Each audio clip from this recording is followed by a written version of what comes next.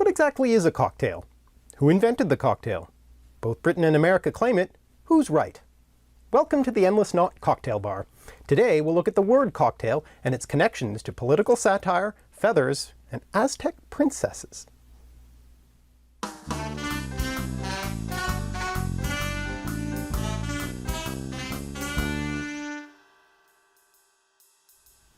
Cocktails are trendy these days. Every bar is inventing new drinks. I'm partial to a tipple occasionally myself, and I love the odd names some of them have. Not just Harvey Wallbanger, but even the classics. Where does Gimlet come from? Or Martini? Or Gibson? Or Gin Ricky? So I'm making a series of videos exploring the origins of cocktails and cocktail names, and I think you may be surprised where we end up.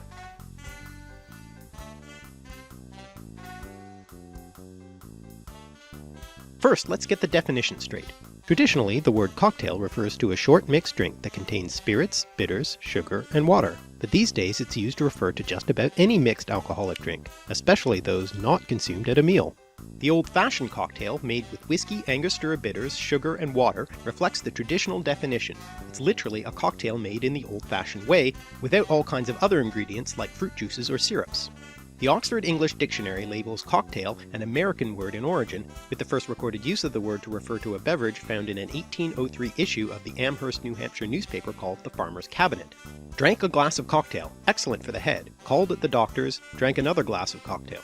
The earliest definition of a cocktail as an alcoholic mixed drink is from another American periodical, the Balance and Columbian Repository of Hudson, New York. Cocktail is a stimulating liquor composed of spirits of any kind, sugar, water, and bitters.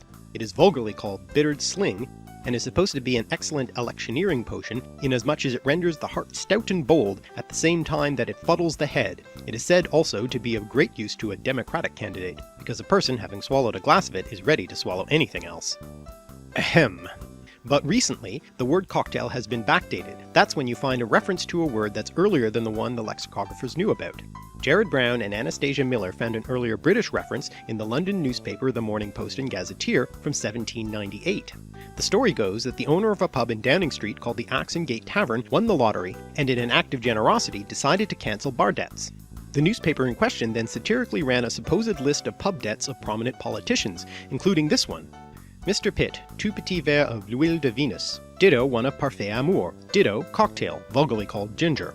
The Mr. Pitt in question, of course, was William Pitt the Younger, the celebrated and very successful Prime Minister, a notoriously heavy drinker, who is sometimes referred to as a three-bottle man. Pitt is perhaps most well known for steering the country through the Napoleonic Wars, an expensive endeavour for which he enacted a number of new taxes, including Britain's first ever income tax, and a tax which raised the price of newspapers. No wonder then that the paper ran a satirical story on him. And of course the man who took their money to fight Napoleon was drinking a bunch of French-sounding drinks. Leaving aside the issue of the name cocktail, the background for the type of drink itself may lie in 17th and 18th century England. A mixed alcoholic beverage in the form of punch already existed.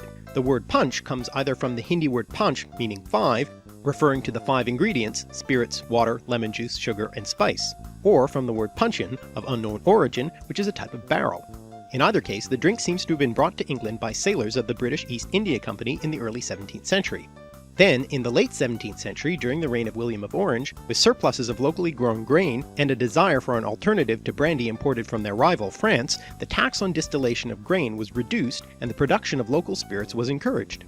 This led to the gin craze of the 18th century and much public outcry and worry, but it may also have fostered the development of the cocktail, what with all the cheaply available spirits. So in a sense, British colonialism and foreign policy may have been the real foundation for the cocktail.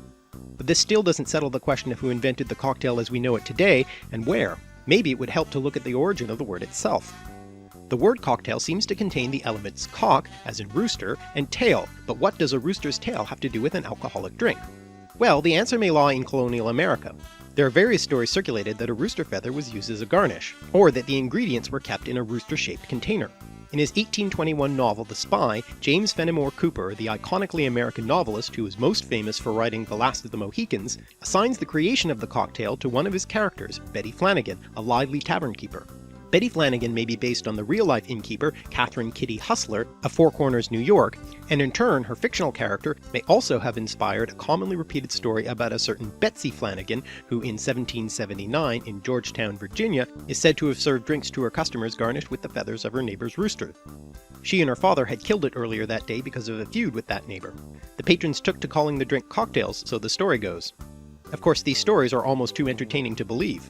Another explanation is that the name doesn't refer to a literal rooster's tail, but to a plant called the cock's tail, or cola de gallo, because of its resemblance to the feathered tail. According to this story, the root of the cola de gallo plant was used to stir a kind of mixed drink in Mexico. Another fanciful rooster-related explanation is that the word comes from cock ale, a mixture made from ale along with other ingredients and fed to roosters to prepare them for cockfighting. Yet another idea is that cocktail comes from the expression cocktailings, tailings as in the dregs, in this case at the bottom of a barrel of ale. The cock in this case supposedly refers to the peg used to stopper the barrel. According to this idea, the tailings would be mixed together and sold at reduced price, perhaps with other ingredients mixed in to make it more palatable, thus leading to the idea of a mixed drink. But there's little linguistic evidence for this explanation. And now for one that's pretty clearly untrue, but it's so great I can't resist telling it. As the story goes, the word cocktail comes from the name of an Aztec princess, Xochitl, and related to the name of an Aztec goddess, Xochiquetzal, goddess of fertility and beauty. The name Xochitl is a Nahuatl word meaning flower. There are a number of variants to this story which don't make a lot of historical sense. Xochitl was either a princess who served drinks to American soldiers, very unlikely, or an Aztec princess who gave a drink to the king for some romantic purpose. The most elaborate version suggests that Xochitl was the daughter of the Aztec emperor and was due to be married.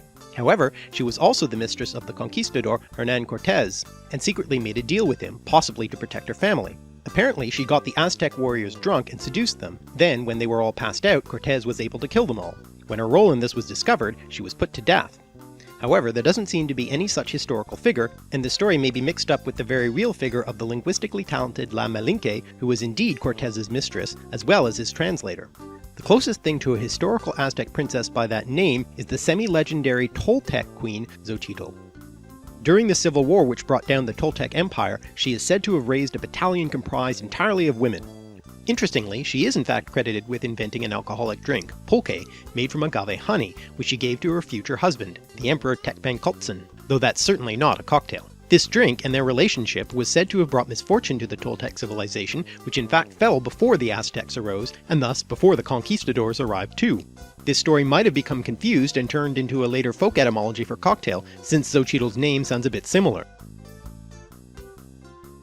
Well, all that etymologizing is thirsty work. I think I'll take a break now, and next time we'll look at a few more possibilities, including the most likely origin for the word cocktail, and how the drink flows through subsequent history, like it's about to flow into my cocktail glass. Today, since I've been discussing the earliest forms of cocktails, I'm going to make an old-fashioned cocktail, a recipe developed by whiskey distiller Colonel James Pepper and the bartender of the Pendennis Club in Louisville, Kentucky around 1900, but in the style of the original cocktail drink. First, place a sugar cube in the appropriately named old-fashioned glass, and saturate it with Angostura bitters. Then add a dash of water. Muddle until the sugar is dissolved.